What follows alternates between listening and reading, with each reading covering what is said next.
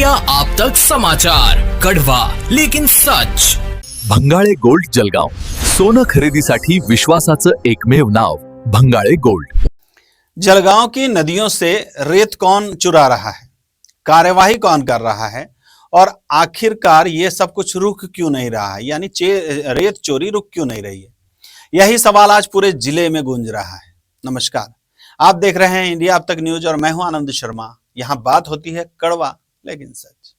जलगांव जिले में अवैध रेत उत्खनन के खिलाफ एक बार फिर कार्रवाई हुई।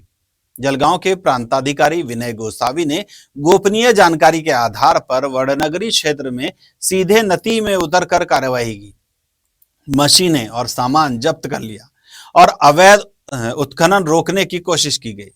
लेकिन सवाल यहां से शुरू होता है, क्या ऐसी कार्रवाई सिर्फ 1-2 दिन करने से रेत चोरी रुक जाएगी? क्योंकि सच ये है कि जलगांव जिले में सिर्फ एक जगह नहीं बल्कि कई इलाकों में रेत चोरी लगातार होती रहती है। अगर बार बार कार्रवाई के बाद भी चोरी जारी है तो कहीं ना कहीं सिस्टम पर सवाल उठते हैं। क्या चोरों को कानून का डर नहीं रहा या फिर कानून का असर जमीन तक नहीं पहुंच रहा है?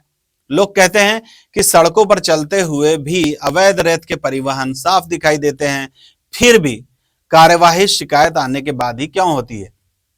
प्रशासन पहले से ही सक्रिय क्यों नहीं दिखता है? यह सवाल सिर्फ महसूल प्रशासन पर नहीं बल्कि पुलिस प्रशासन पर भी उठते हैं, क्योंकि अगर दोनों विभाग मिलकर लगातार निगरानी करें तो अवैध कारोबार इतनी खुलकर कैसे चल रहा है? स्थानीय स्तर पर कई तरह की बातें भी सुनाई देती है। कुछ लोग कहते हैं कि ऐसी कार्रवाइयां सिर्फ दिखावे के लिए होती है, कुछ इसे नंबर बढ़ाने की कोशिश मानते हैं और कुछ लोग यह भी सवाल उठाते हैं कि क्या ऐसी कार्रवाइयों के बाद भी अवैध कारोबार का नेटवर्क कमजोर होता है या नहीं। इन बातों की पुष्टि हम नहीं करते, लेकिन जनता ने जो सवाल किया है उसे नजरअंदाज भी नहीं किया जा सकता है। सबसे गंभीर बात तो यह है कि कई बार रेत माफियाओं द्वारा अधिकारियों पर हमले की खबर भी सामने आती है। इसके बावजूद अगर अवैध रेत चोरी बंद नहीं हो रही है तो यह कानून व्यवस्था और प्रशासनिक व्यवस्था दोनों के लिए बड़ी चिंता का विषय है। अब जरूरत है कि कार्रवाई सिर्फ एक दिन की खबर बनकर न रह जाए, बल्कि लगातार सख्त और बिना भेदभाव वाली कार्रवाई हो। महसूल और पुलिस विभाग अगर साथ साथ मिलकर काम करे तो रेत चोरी पर काफी हद तक रोक लगाई जा सकती है। जिलाधिकारी रोहन गुगे को भी इस मामले पर गंभीरता से नजर डालनी होगी ताकि जमीनी स्तर पर सख्त और लगातार कार्रवाई सुनिश्चित हो सके। आप क्या सोचते हैं? कैसी कार्रवाई लगातार होनी चाहिए? अपनी राय हमें कमेंट बॉक्स में जरूर लिखिए।